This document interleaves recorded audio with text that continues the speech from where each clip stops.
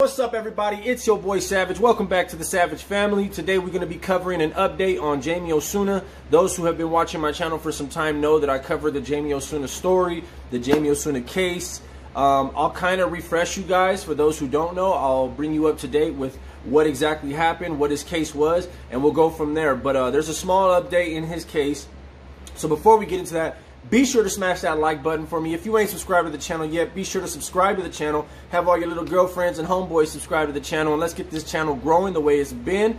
And hit that bell notification right next to the subscription button, so anytime I drop further and future content, you will be notified.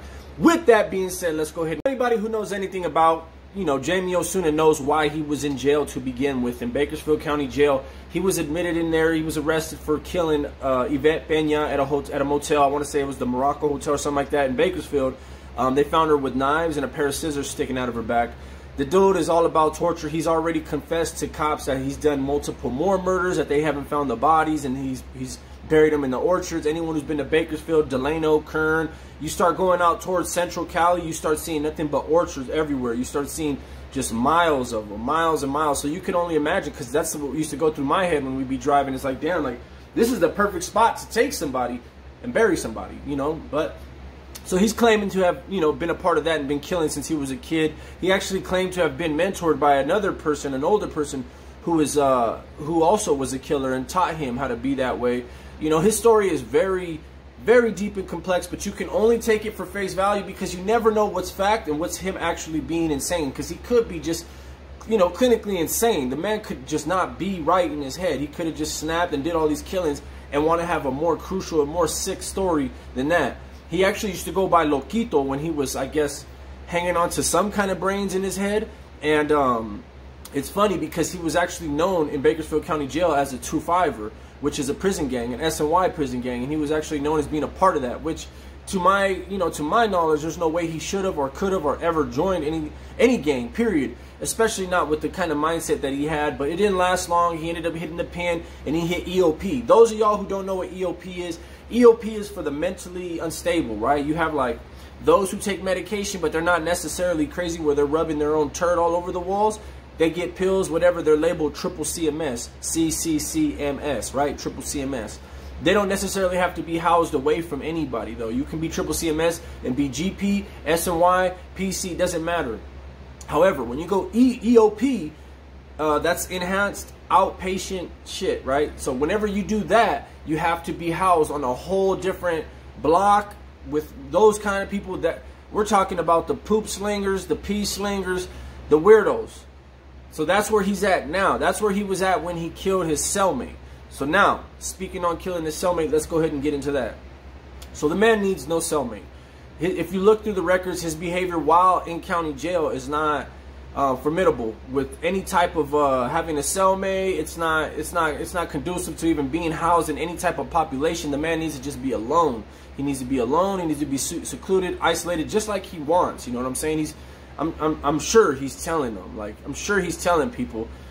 Who knows how he did his time? I don't know how he did. I didn't do my time with him, but I can only imagine the kind of way he was when they did try to put him. Because eventually, at first, they did try to put him. They did house him with population. I think he lasted a little while, and they found a weapon on him.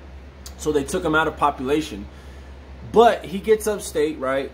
Once he gets upstate, this is where the fun begins, right? This is where he taps into his real cuckoo, right? This is where he gives it all. And that's the thing with most inmates, we can hang tight from jail, hang tight through reception, but as soon as you hit that prison yard, as soon as you are housed on your yard, some people they go all balls to the wall. They lay demos, you know what I'm saying? They want the whole yard to see what they're about. And maybe maybe he wanted all of CDCR, all of the whole prison system to know his name and just know how sick he was and how far he would go. So there's been a lot of claims. There's been claims that he told the cops, I'm hungry, I'm hungry for blood. Give me someone, feed me someone. There's been claims that the cops didn't like him, which is it's not far-fetched, Of course they wouldn't like him. The COs, they draw their conclusions and their morals based off inmates' crimes. So if you have funny crimes, they're not going to like you. If you have crimes where you murder somebody, you killed somebody, and it was a gang member, they're neutral to that. They don't care. They like to see gang members take gang members out. It's no biggie.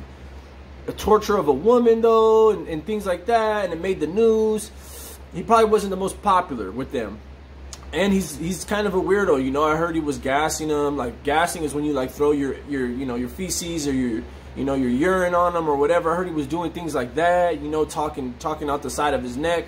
So the COs were always taunting him back and forth, going back and forth with him. And he wasn't exactly the type of inmate that was a regular inmate.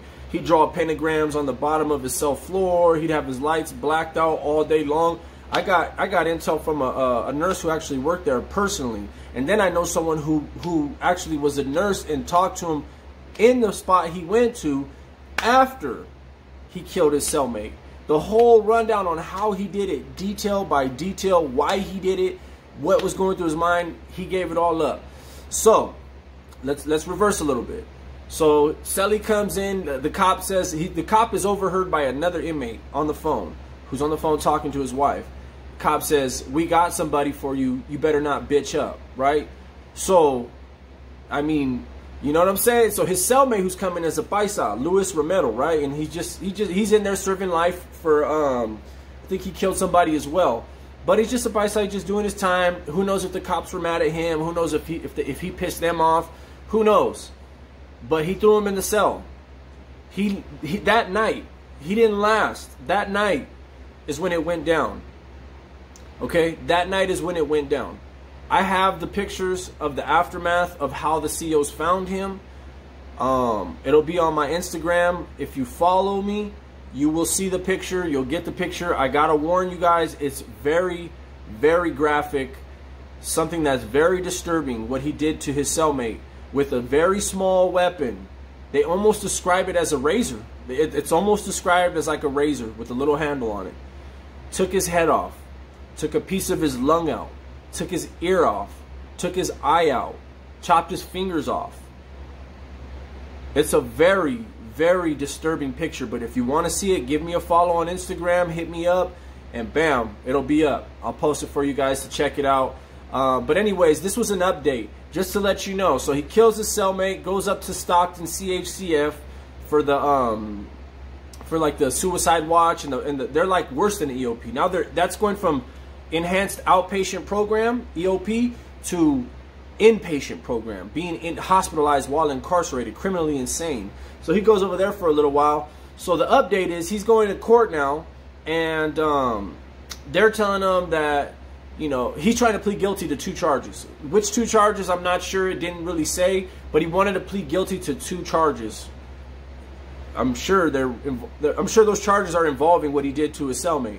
But the judge said this ain't the time right now. So he flipped out, wanted to fire his lawyer. They gave him a 30-minute meeting. Couldn't fire his lawyer. They wouldn't let him fire his lawyer. So now they're doing a fit and proper, right? Now they're going to see if he's actually fit and proper to go to trial and face these proceedings mentally wise, right? They're gonna do a psychological evaluation. But the only thing is, he's refusing to even come out and be seen. He does not care. He's trying to admit guilt. Let him admit guilt. Let the motherfucker tell you he's guilty. Let him hit death row and let him get executed if that's how he wants to go out. Why are you guys fighting to deny him? Why deny him? Why not let the motherfucker, you know, reap his own justice that he feels he has coming to him, especially if he wants to plead guilty? But that's the way the system works. And for the ones who ain't guilty and the ones of us who ain't trying to plead guilty, oh, they come at you hard. I'll be damned. I don't remember a judge ever stopping my court date or stopping me from pleading guilty. I wish they would. But that's the way it works for this case. It was a very gruesome killing. And there's a lot of, if you guys want, go check out a YouTube, like a series on him called, man, what was it called? 1,000 Faces, or A Man with 1,000 Faces, or something like that, about him, about his life and his upbringing. He had a very hard upbringing, but a lot of us did, you know what I'm saying? But I think his just really mentally impacted him a lot worse than a lot of other kids. And it'll tell you, you'll be able to see the straight transition from light to dark.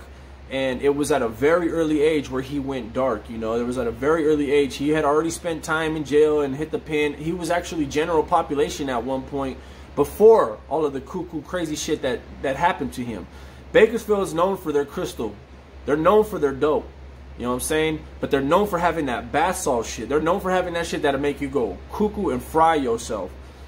I almost suspect that's what happened, man. I almost suspect he hit a bad batch and he just never bounced back. So you can actually see the transition of his face being tatted. He went from having, you know, tats on his face, like the little Joker things, and then you just see like he blacked it out, connected it over here, put the pentagram, he went balls to the wall. So check it out. Like I said, man, follow the Instagram to see the actual picture of the aftermath. You have to follow the Instagram to see it. You guys, I warn you, if you don't got a strong stomach, I advise you don't do it. So I hope you guys like this video. That's an update. I will keep you updated as soon as I find out what's going on with this court dates and court hearings. And I'm gonna put my my tentacles out there and figure out which prison he's at right now and see what's going on. But let me tell you, when I found out exactly why he did it and what his frame of mind was, dude's a cold dude, man. Calculated. Very, very, very calculated. He spent all night chopping this man's body apart. All night long. All night.